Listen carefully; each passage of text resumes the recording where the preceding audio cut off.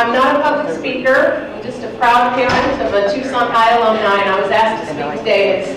It's really tremendous that I get this opportunity, but I get very nervous, so I wrote everything down, and it's just this big because I can't see very good. So it's not really that long, but my daughter Mariah was fortunate to have been educated in these invaluable classes. Ms. Federico's class for junior year and Mr. Gonzalez's class for senior year in 2009. It's an honor that she learned from two incredible leaders on the front line of the struggle to keep ethnic studies alive today. They're both part of the historic human rights struggle and the lawsuit against 2281. The transformation I witnessed in Mariah those critical years leading up to graduation is nothing short of remarkable. Mariah was always an attentive and motivated student. She's intelligent and focused. However, she was diagnosed early in her junior year with Graves' disease. It was devastating to her both physically and emotionally. In those dark times for Mariah, Ms. Federico was a beacon of encouragement and motivation. Despite debilitating physical conditions such as extreme fatigue, muscle weakness, a tissue deficit issues, and a racing heart rate, despite distracting anxiety and other emotional issues brought on by this disease, Mariah pushed forward every day, largely due to the engaging and comforting environment of Ms. Federico's class. And each day when she came home from school, her eyes would light up and her voice would ring with enthusiasm as she talked about the dialogue and information she learned from her favorite classroom. She learned about critical thought. She learned that she is connected to great leaders in our nation's history, ordinary people who did extraordinary things, like Cesar Chavez and Anne Moody. That she possesses the ability and strength to be a leader one day.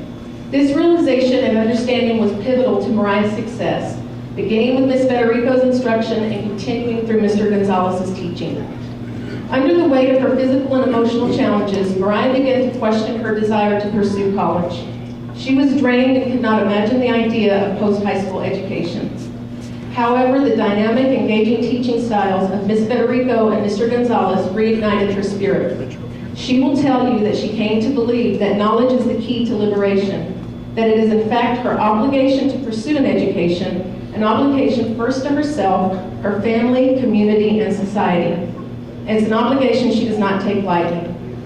We hear Tom Horn and Hupethal and other pundits pounding propaganda that these classes oppress the students with racist doctrine. That is not true. The truth is higher standardized test scores for the students in the ethnic studies classes, higher graduation rates, and more students like Mariah who are taught that college is not only a real option, but essential to their growth and to acquire the skills they need to contribute to their community. The truth is, Tucson Ethnic Studies classes are praised nationwide, and I believe one day they will be exported throughout the state and throughout the country.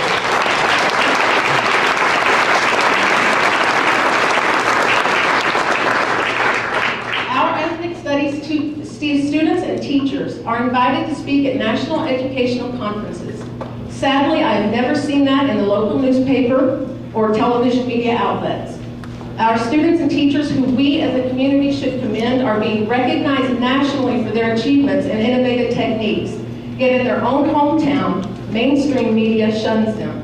The only time Tucsonans read or hear about the ethnic studies classes, it is in regard to the controversy and hostility directed toward the students, teachers, and curriculum. The Mexican American Studies classes offer student-run presentations throughout the year. Here, the students share what they have learned and how it relates to our collective past, present, and future. No other class my daughter attended did this, and no other class evoked in her such a strong passion for education. These diligent young people will create a better world. I know they will. Even for Tom Horn, even for hateful extremists. Because these high school scholars know so much more. And they have come to believe that great things await them. Their motives are good, their wisdom is ever growing, and their compassion is strong. They are fighting for justice, and so long as they stay true to what is right, there is no force that can sway them from the victorious path. Who puts the spark in these young leaders? Who helps them believe that they are worthy and capable of taking on a good fight? Who inspires them to look deeply, to seek understanding and social awareness? The heroes who take on this daunting task are the incredible teachers of the ethnic studies classes. Every day they are there like soldiers on the front line, teaching and caring and preparing these young people for the world in which we live. arming their students.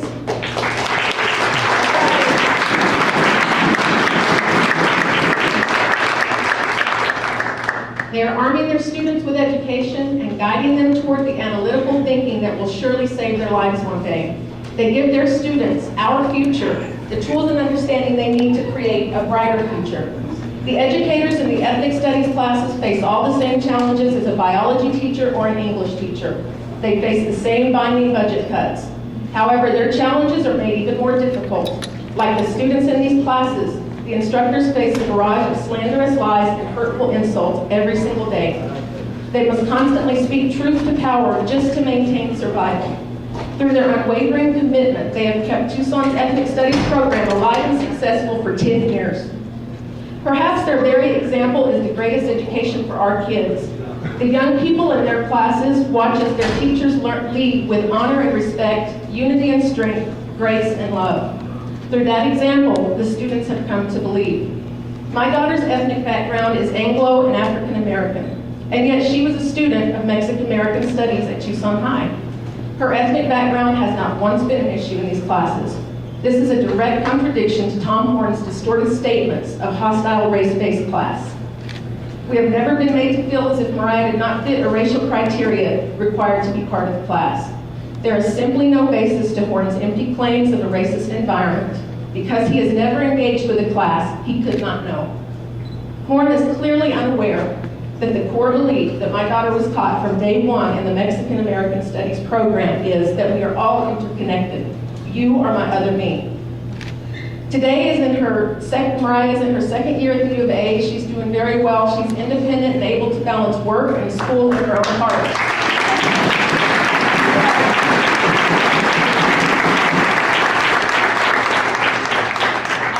Our family knows the ethnic studies classes were a direct contributor to her success. They inspired a young woman to persevere, to become a critical thinker, and to confidently pursue a college education. Mariah is but one of many success stories deeply rooted in the ethnic studies classes. These young leaders with clear vision and strong resolve are determined to positively impact our society. They raise a fist in solidarity, but they know that the fight will be won with their minds, through grace, strength, and integrity of character. These are the students and teachers who give me hope. That's what I've witnessed with my own eyes and my own experience with Mexican American Studies classes that my daughter attended at Tucson High. And today I see her and so many others, young adults, stepping out into the world, and I have faith that she will face any obstacle with courage and perseverance. She has been given the gift of critical thinking. She wears knowledge like a suit of armor. She believes in her own capabilities. She treats others with respect, especially during a disagreement, because you are my other me, the foundation of the ethnic studies classes.